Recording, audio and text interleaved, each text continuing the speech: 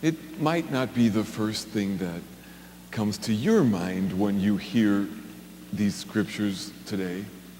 But when I heard the story of Abraham in the first reading and how he welcomed those visitors and how Martha and Mary reacted so differently at that dinner party, I thought of a Motown song that goes like this.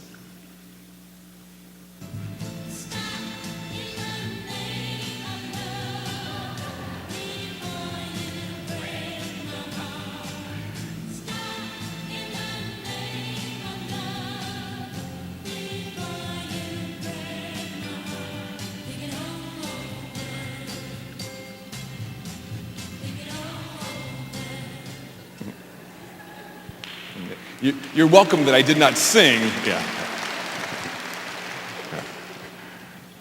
I figured I wouldn't sing because there's enough suffering in the world here. Yeah.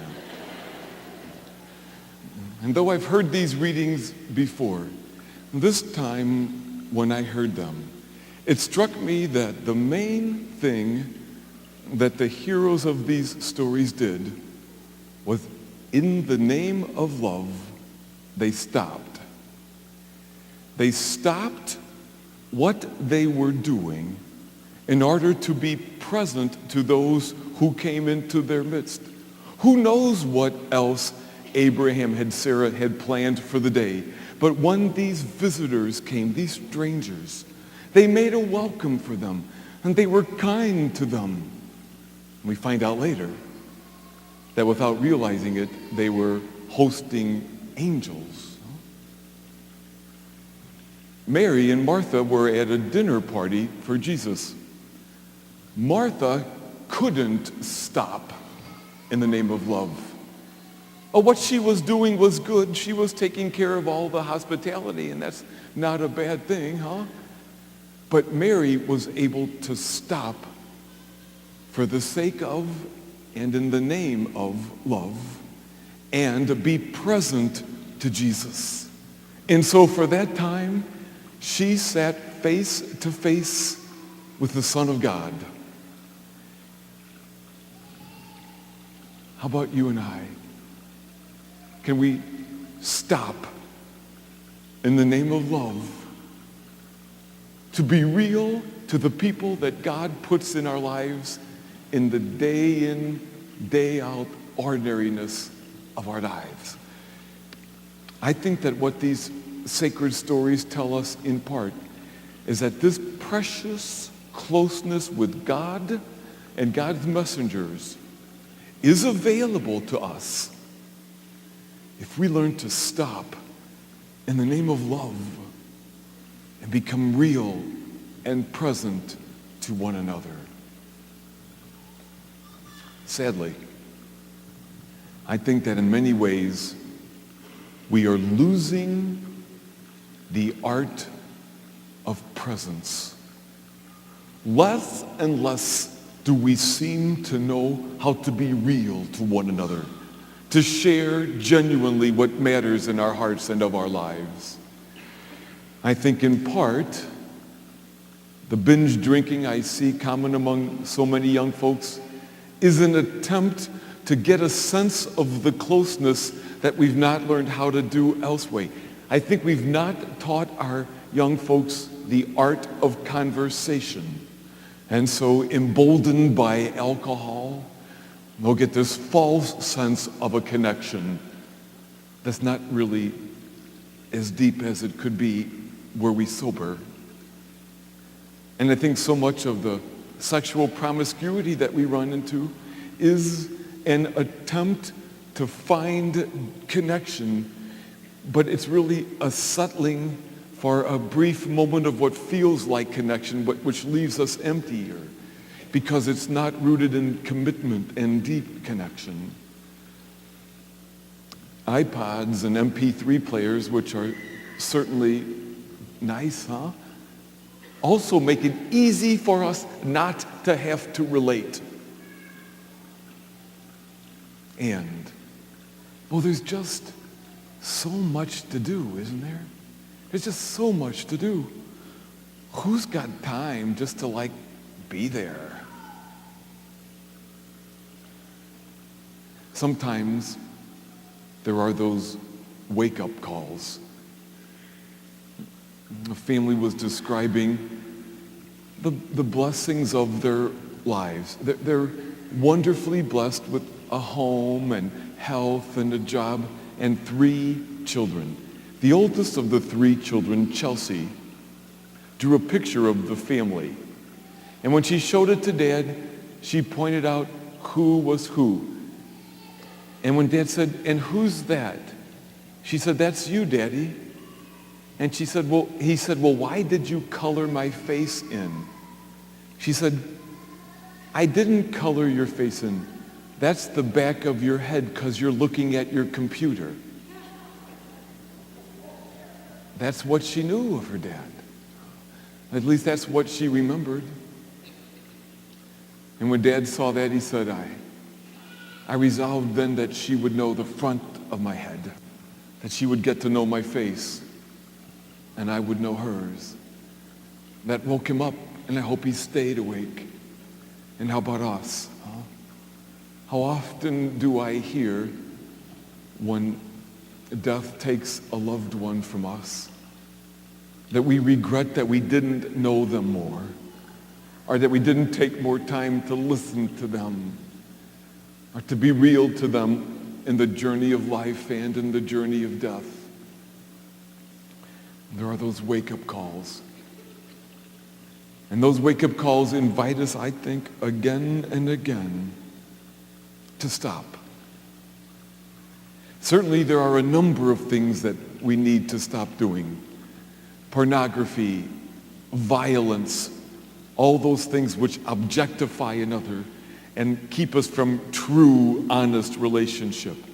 But even when we are in the presence of other loved ones, there's stuff we gotta stop. I mean, first we just gotta sometimes stop doing stuff. Don't tell me you're having a great conversation with me while you're typing on your keyboard. But then when we look at each other, sometimes we gotta stop talking and maybe be comfortable with a moment of silence. And when the other person is talking, sometimes I need to stop the words that are in my head. Oh, how quickly I am working on my response back.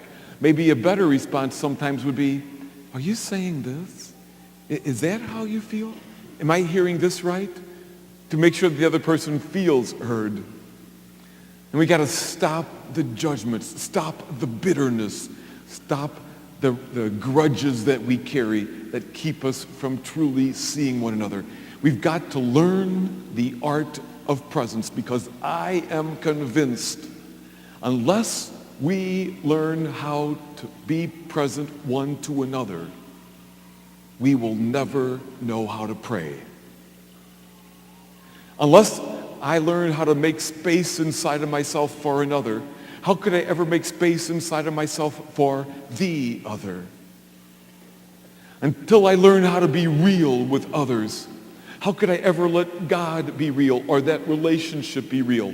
If I don't learn how to be genuinely present to another person, I assure you that my prayer is not prayer at all. It is me meeting myself again.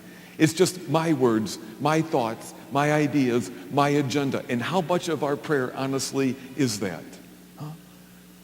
It's only as we learn to make space for another, as we develop the art of presence, that we will learn how to have space in here to be present to God. Oh, God's always there. But I think we could go through even Mass and never meet God because there was no space there for God. You know, often when we think about love and we think about, well, what do I need to do for love?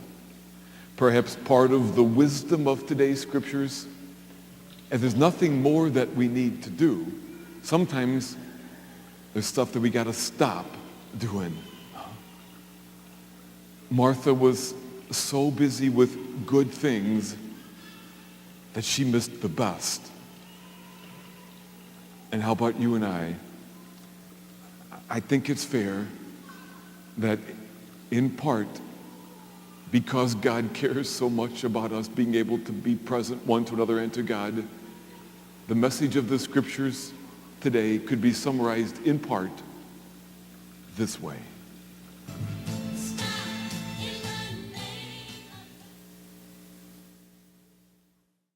And boys and girls, before we go, I need to have a word with Big Al.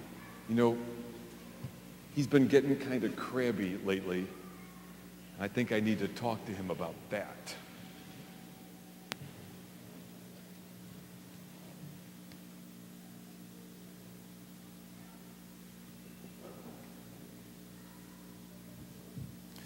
Well, hello, buddy. How are you? What? You're mad. Well, you know, Big Al, you've been mad a lot lately. Oh, no, you know, yeah. Lots to be mad about, huh? Okay, I tell you what. Well, Big Al, I've been thinking about that a while, and I think that I need to say something to you about that. No, what? Well, what I want to say, stop. What do you want to say, Big Al? Song. You've got a song for me you want me to listen to? I was going to say something, and you want me to listen to this instead? Listen. Okay, I will.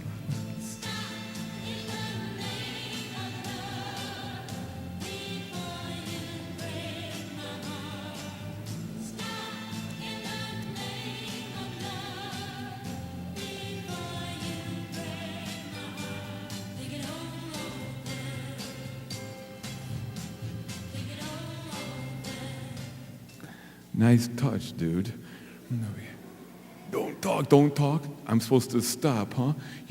I'm going to tell you something and you play that song to get me to shut up? You did. I did. Well, no, I didn't do it that way. Okay.